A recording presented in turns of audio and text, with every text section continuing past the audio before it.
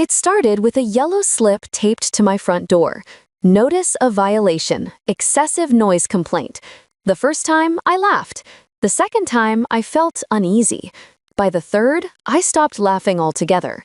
Because I didn't play loud music. I didn't host parties. I lived alone. Someone wanted me in trouble, and they were getting creative about it. My name is Celia Harland, and I live in the kind of suburban neighborhood that pretends to be friendly while secretly keeping score. Everyone waves, but their eyes flick to your lawn height, your recycling bins, your curtains. I moved here 2 years ago, after my divorce. I wanted peace, quiet, a place where no one knew the version of me who once believed love could fix a man. I bought a small craftsman house on Sycamore Lane, sky blue shutters, porch swing, white hydrangeas. I fixed it up myself, painting through sleepless nights. For the first time in years, I was proud of something that belonged entirely to me. And then came her. Her name was Margo Ellsworth, the self-proclaimed guardian of neighborhood standards.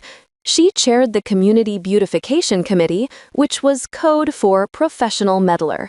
She was the type of woman who believed rules were divine scripture, and she was God's chosen enforcer. She introduced herself the week I moved in, standing on my porch, clipboard in hand. "Welcome to Sycamore Lane," she said, with the kind of smile that could slice glass. "We value order here. We have guidelines for trash day, parking, exterior paint, even acceptable holiday decorations. You'll receive a packet soon." I remember thinking she was harmless. Annoying, maybe, but harmless. I was wrong. The complaints started small. First, a note about my recycling bin being improperly placed. Then one about my porch light being too bright at night. Then the noise complaint, which came on a Tuesday evening when I was literally asleep by 9. Each violation came with a fine, a warning, or both. At first, I assumed it was an error. Then I started noticing patterns. Every letter was filed anonymously, but always right after Margo and I had an encounter. When she saw me trimming my hedge, a landscape obstruction notice would arrive. When she scowled at my car tires touching the curb line, I'd get a parking violation slip 2 days later. Coincidence has a rhythm. This was a symphony. I tried reasoning once. I caught her one morning while she was inspecting someone's mailbox for chipped paint. Yes, she actually did that. "Margo," I said carefully, "I think there's been a mix-up. I keep getting complaints from the city, and—" She raised a hand. "Celia, dear, I assure you the city only acts on verified reports." "But they're fake," I pressed. "They're not real issues." She tilted her head, smiling like she was speaking to a slow child. "Then you have nothing to worry about, do you?" Her perfume smelled like roses and arsenic. Over the next few months, I tried to ignore her. I really did. But ignoring someone who thrives on control is like starving a fire with oxygen. It only burns hotter. Soon, I got cited for improper waste disposal because my trash lid wasn't fully closed during a storm. Then for unregistered external lighting fixture because of the solar lamp I'd installed. One morning, I found her taking photos of my backyard through the fence slats. That was the day something inside me shifted, that quiet click that turns exhaustion into resolve. I decided to stop reacting. I started observing. For weeks, I kept a small notebook on my kitchen counter. Every time I saw her patrolling the street, I'd jot down the time, direction, and what she was doing. Monday, 8:42 a.m., inspecting neighbor's garden gnome. Tuesday, 2:17 p.m., pacing sidewalk near my mailbox, pretending to check her phone. Thursday, 10:09 a.m., snapping photo of my gutters. At first, it felt paranoid, but when the pattern emerged, complaint filed within 24 hours of each incident, I knew I wasn't imagining things. Still, knowing wasn't enough. I needed proof. One evening, I installed a small door camera hidden in a wreath of fake ivy. 3 days later, it caught her. Margo, clipboard, flashlight, taking pictures of my recycling bins at midnight. When I played back the footage, I laughed until my stomach hurt. There was something absurd about watching a 60-year-old woman in pajama pants creep around like a wannabe detective. But absurd or not, it was harassment. I saved the video, timestamped it, and filed it away. And that's when my plan began. If she wanted to weaponize the city's reporting system, I would turn her weapon back on her. The city website allowed anonymous complaints. All you needed was an address and a violation description. I spent a week studying her property, 408 Sycamore Lane, 2 doors down. White colonial, overland rose bushes, a perfect lawn she watered with religious fervor. Then I noticed her weakness. She kept a decorative gazebo in her backyard. Charming, yes, but completely unpermitted. It extended beyond zoning boundaries, something the city took very seriously. So I filed an anonymous report. Unauthorized structure visible from rear property line. Possible code violation. Submitted by Margo Ellsworth. It was a small act, quiet, but precise. Then I waited. 2 weeks later, a white city inspection van pulled up in front of her house. I watched from behind my curtains as a man in a safety vest knocked on her door. When she opened it, confusion turned to panic as she saw his clipboard. I couldn't hear their words, but I didn't need to. Her gestures said everything: frantic pointing, defensive posture, a sudden slump of realization. Later that day, I received a group email from the neighborhood committee. Due to unforeseen circumstances, Margo Ellsworth will be temporarily stepping down from her leadership role. I smiled for the first time in months. But the real moment came later that week. She showed up at my door. I didn't answer right away. I watched through the peephole as she stood there, her lipstick uneven, her clipboard missing for once. "Celia," she called, her voice trembling, "I think there's been a mistake. Someone filed a complaint against me, but it says I submitted it myself.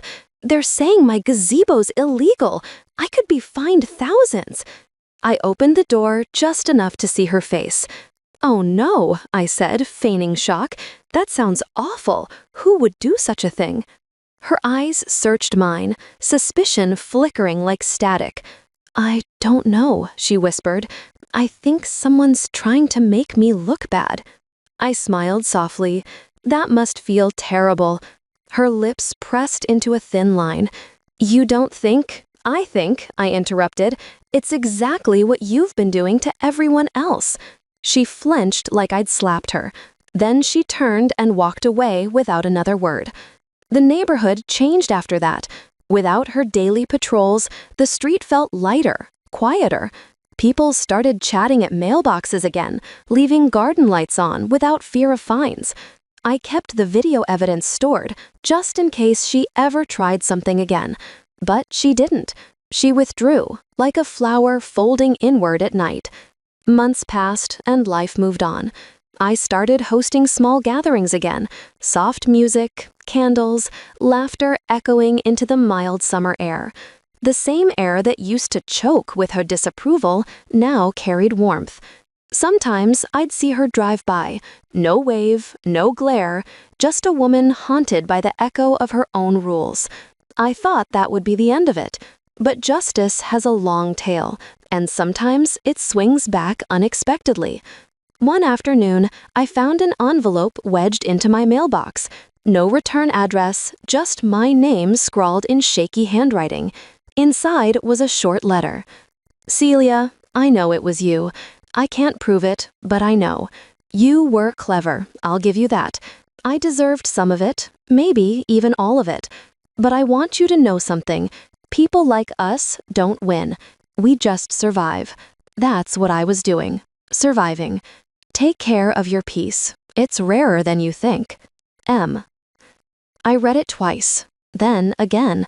For a moment, I felt something that startled me. Not guilt, but understanding.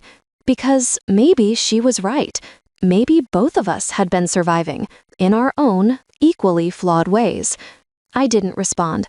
But I didn't destroy the letter either. I folded it neatly and placed it inside the same notebook where I'd once written every observation, every timestamp, every proof. That notebook wasn't just evidence anymore. It was a chronicle of endurance, a record of how far I'd come since the woman who first laughed at the yellow slip on her door. A year later, the gazebo was gone. The city had forced her to tear it down after multiple citations. I heard she'd put the house up for sale and was moving closer to her daughter in Maine. I watched the moving truck from my window, sipping coffee. The street looked calm. No clipboards, no watchful eyes.